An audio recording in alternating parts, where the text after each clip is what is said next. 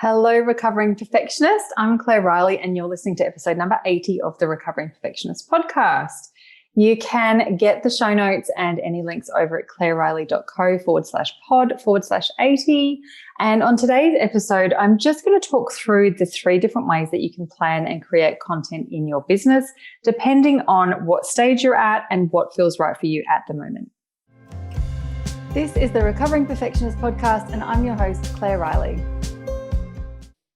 Alrighty, so we talk about this quite regularly on in the membership Batshit Crazy, which is my beautiful monthly membership, which helps you create consistent content, which is what phase you're at. And often we start with one when we're in startup, and then we move into more established, etc. But sometimes, even if you're really established, we go back to the basics and just do step 1. So I'm going to talk through these 3 and what they mean in a nutshell. I have got more comprehensive training on this, so please do just reach out or comment if you'd like to hear it. But I'm going to try and wrap it up in a bit of a nutshell so that you can give yourself permission to create content and create your content plan in a way that feels aligned and easy for you right now rather than in 6 months or last year. So let's get started. So the first one is what I like to call very, very professionally and very, very articulately throwing some spaghetti at the wall.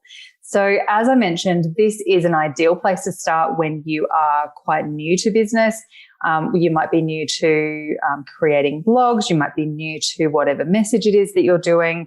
And I really love throwing spaghetti at the wall and encouraging people to throw spaghetti at the wall because it takes away that agonizing worry about, is this the right thing? Is this the right first blog to do? Does this make sense?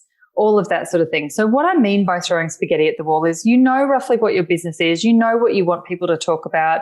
You might be starting to explore your core message and some of those key pillars of your messaging and content, but you're not quite sure like how it's going to land and how you want to talk about it and what your stance is and if there's even an upsell from all of this content, which is ideally what we want to work towards eventually. But it's still important to be putting things out there because if you're not putting any content out there, it's really hard for people to find you. And even if they find you, they want to know a bit about you and who you are and what you do and why you do it and what your flavor and voice is as well.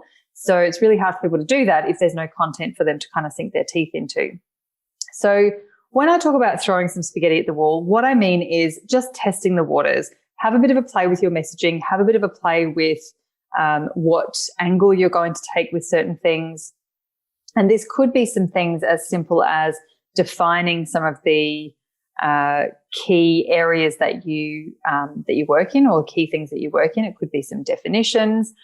Something that we also talk about in Batshit Crazy a lot is because by the time we get to starting our own business, whether it's startup or more established, we're really great at what we do. We know it inside out. And we are very advanced at what we do because that's why we've started a business, because we're shit hot at it and we want to teach other people or we want to show other people or help other people or whatever it is. But we forget that there's people who've never even heard some of the terms that we probably use, or they've never even thought about some of the really basic things that we learned quite a while ago. And so some really great places to start with blogging is to go back to those basic things and think about where were you on this journey, say 2-3 years ago, maybe 5 years ago, maybe 10 years ago, and do some of those grassroots information things. With keeping in mind injecting a lot of your voice, your personality, your why, your reason, a bit about your experience, your qualifications, and that sort of thing as well. So when you've thrown a bit of spaghetti at the wall, you start to see what resonates in terms of the structure of your blog as well as the content that's in your blog. Can be a really, really big thing. But you also get a bit of a feeling for how it fits with your greater business and what you like to create as well, because it's all well and good for us to tell you what we want to hear from you. But if that bores the pants off you, you're never going to do it anyway. And there's a disconnect. So it's a really great way for all of us to make sure that we understand what's going on.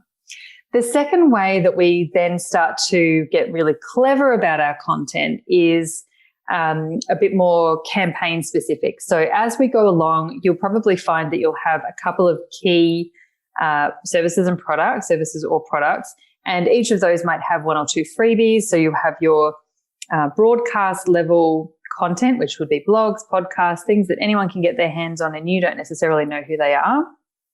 which then often feeds into the next part of the funnel, if you like, or the basket, which is a freebie, which reinstates or helps or is the next step from that content.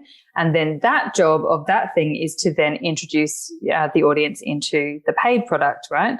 So you might say, well, for the next 6 to 8 weeks, I'm just going to focus on this one product, and this is the thing I want to sell. So then all of your content for that period of time will focus fairly centrically around whatever it is that you're trying to sell.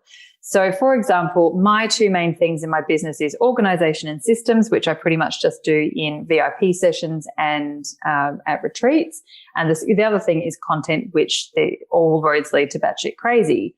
So when I'm in launch of Batshit Crazy, for example, most of the content that I put out, everything I talk about in social media, everything I'm talking about in groups, all the tips that I'm doing, most of the things I do on social media, everything in the newsletter is all about content strategy, content planning, content creation, content systems, content publishing, blah, blah, blah. Because I want people to go like, yes, I understand. I'm putting all these bits together. The next step is to come and join Batshit Crazy and actually get it done.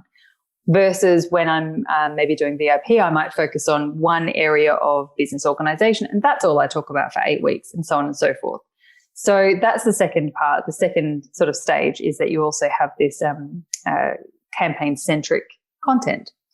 The third stage is a bit of a mixture of both, which is a bit of a dance and a bit of a balance, and it can be strategically and implementation-wise a lot more challenging.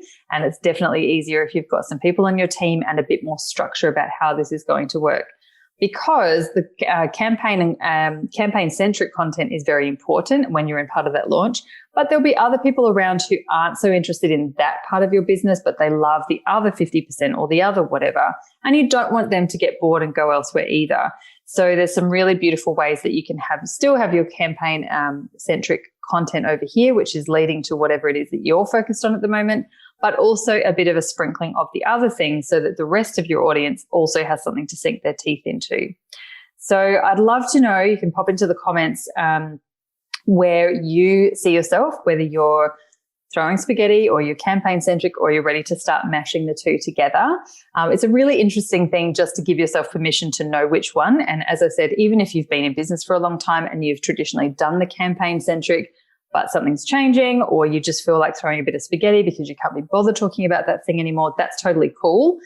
You could have been in business for 20 years and just be a bit bored with things, or be changing things up, or be, pivoting or anything like that. It is completely okay to go back to spaghetti throwing and then, all of that sort of thing. You don't have to just move into the phase and then be there forever. It's totally okay to move around. So I'd love to know if you have any questions about how to create content, or what sort of content you might create at various times throughout the year. And as always, I would love to hear from you. I'll see you next episode. Bye.